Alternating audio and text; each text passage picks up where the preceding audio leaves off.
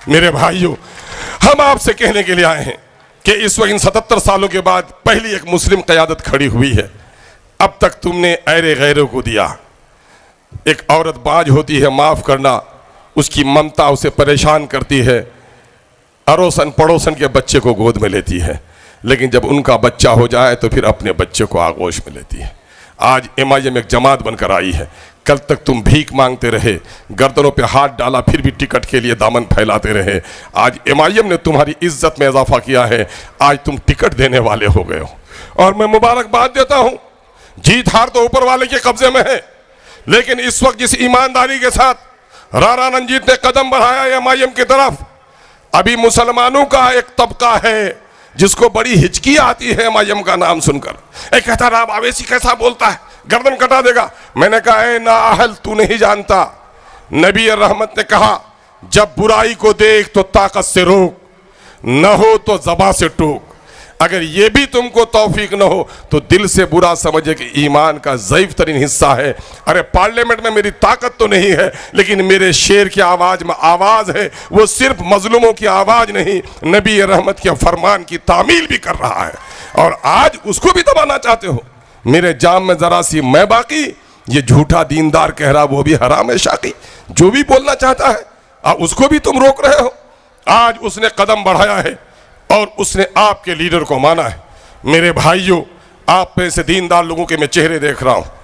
आपका पैगाम जमात का पैगाम है, और जमात इमामत के बगैर नहीं है।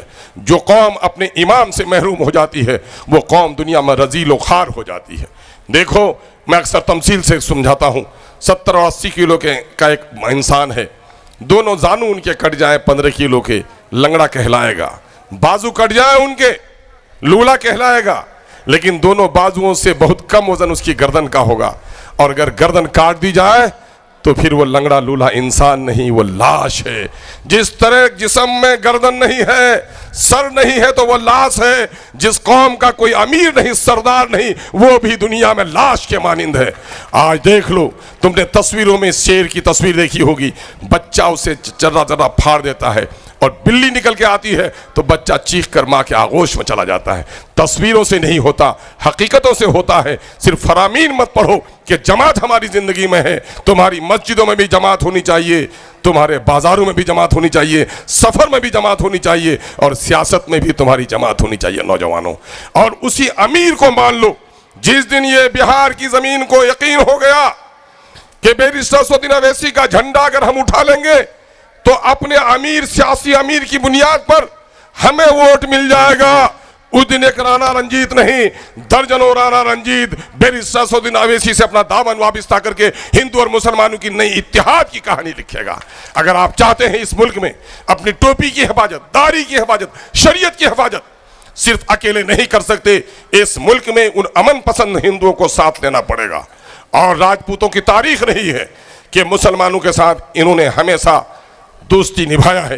मैं खुद एमएलए बनकर आया और मैंने सीताराम बाबू को देखा है।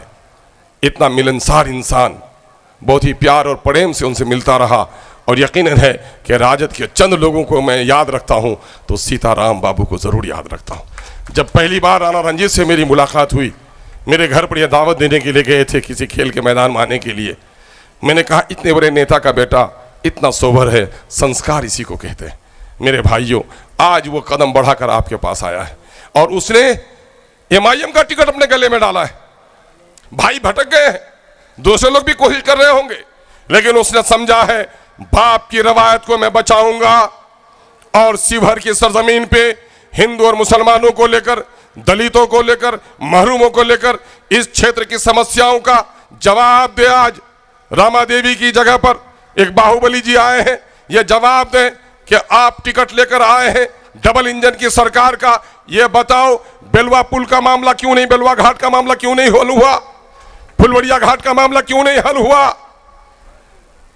और चरैया में आज भी सड़क नहीं बन पाई, अच्छे स्कूल ढाका में नहीं बन पाए, हॉस्पिटलों में डॉक्टर नहीं है। डबल इंजन की सरकार तो होती तो तरक्की हो जाती। नीतीश कुमार ने रंग बदलकर और मोदी ने नफरत फैलाकर हमको बर्बाद किया है। एक ही रास्ता है कि इस मुल्क के जो सेकुलर आबादी है उनसे गले मिलाओ। अगर आपके टिकट को उसने अपने गले में रखा है मुसलमानों, तो आपको 2 कदम बढ़कर रंजीत को गले लगाना चाहिए। अगर आपने एक काम किया, यकीन जानो आप एक नई तारीख लिखोगे। अगर आपसे ये भूल हो गई तो फिर तारीख के नजरों ने वो दौर भी देखे हैं, लम्हों ने खता की है, सदियों ने सजा पाई। अगर इस मौके को भुला दिया आपने, आप राजद वालों को जाकर पूछो कि आज उनको आपकी जरूरत नहीं है, ये बेगैरती होगी कि उनके साथ दौड़ रहे हैं हम।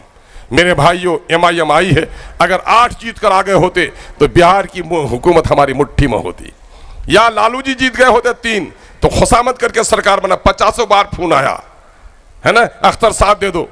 मेरे भाइयों, आपको अपनी तादाद के साथ अपनी जमात का इस्तेहकाम भी दिखाना है और एक बेहतरीन मौका है। और मुसलमानों को सही कहा रंजीत ने, एहसास कमतरी का शिकार हो गया है। बचपन में जब आसाम को उसने आधी कहानी बताई है, आधी मेरे लिए छोड़ दी। आसाम के जंगलों में जब हाथी को फंसाया जाता है, नन्हे मुन्ने हाथियों को, तो 6 महीने साल भर के हाथी में भी इतनी ताकत होती है कि वो बड़ी बड़ी मोटी की कड़ी जंजीरों को मरोड़ देता है, जिस दरख्त में बांध कर रखता है उस दरख्त को हिला देता है।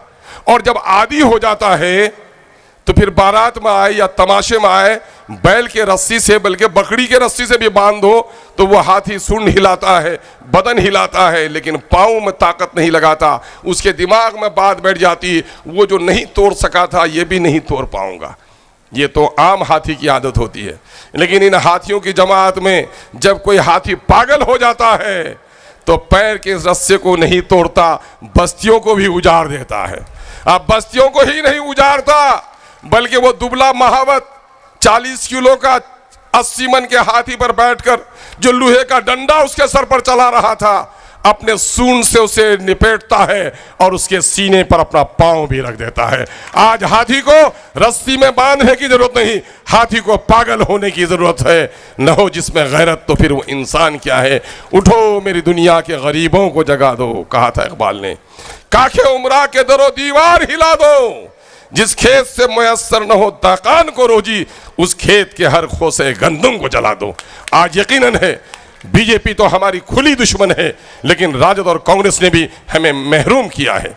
इस वक्त सिर्फ 2-3 नज़ीर बताकर जाता हूं कि बिहार में 13 करोड़ की आबादी, उसमें 2 करोड़ 31 लाख मुसलमानों की आबादी।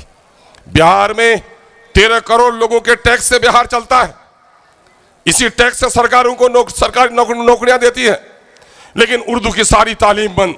उर्दू के ये 10 लाख लोगों को नौकरी दिलाने वाले तेजस्वी से पूछिए 14,000 उर्दू टीचरों की बहाली क्यों नहीं हुई, उर्दू एकेडमी में बहाली क्यों नहीं हुई। ये लफाजी नहीं चलेगी। मुसलमानों हिसाब लो, नौकरियों की उम्र कितनी होती है? 30 साल, 35 साल। 25 साल की उम्र में मिले तो 35 साल, 30 साल की उम्र में मिले तो 30 साल। इन 30 सालों की नौकरी का हिसाब लो। 2 करोड़ 31 लाख मुसलमान 13 करोड़ में, 20,49,000 नौकरियों में मुसलमानों की आबादी 3,68,000। 37 लाख क्वेरी कुर्मी भाई। नीतीश कुमार ने क्या किया? 37 लाख की आबादी की नौकरी में हिस्सेदारी 58,000 और नौकरी दी उसने 1,18,000। और मुसलमानों की आबादी 2 करोड़ 31 लाख, नौकरी में हिस्सेदारी 3,68,000, नौकरी मिली 1,73,000। ए गयूर मुसलमानों, तुम्हारी नस्लों के 1,95,000 नौकरियों से इन 30 सालों में इन बेईमानों ने महरूम रखा है। और इन बेईमानों ने महरूम ही नहीं रखा, कहा मोहसिन इंसानियत ने कि अल्लाह गुर्बत से बचा, कि गुर्बत इंसान को कुफ्र तक पहुंचा देती है। आज आपके बच्चे जो खौफ में जी रहे हैं वो गुर्बत है। अगर इतनी नौकरी मिल गई होती तो आज हर ब्लॉक में आज 5,000 आपके लोग भी सरकारी चाकर होते, कहीं SP होते, कहीं DSP होते, कहीं थानेदार होते, कहीं हवलदार भी होते। तो कोई थानादार बगैर कसूर के आपके बूढ़े बाप के कमर में रस्सी लगाने की हिम्मत नहीं करता। अगर गैरत ईमानी बाकी है, उठो। हिंदू और मुसलमानों का पैगाम हमसे बेहतर कौन दे सकता है? किसी को यकीन ना हो, आओ, मैं जो कहता हूं वो करता हूं। दलित हो, जिस बिरादरी का हो, तुम्हारे साथ खाने के लिए तैयार हूं, तुम्हारे साथ पीने के लिए तैयार हूं, तुम्हारे साथ बैठने के लिए तैयार हूं। पीने का मतलब, खाने पीने का मतलब गलत मत लेना।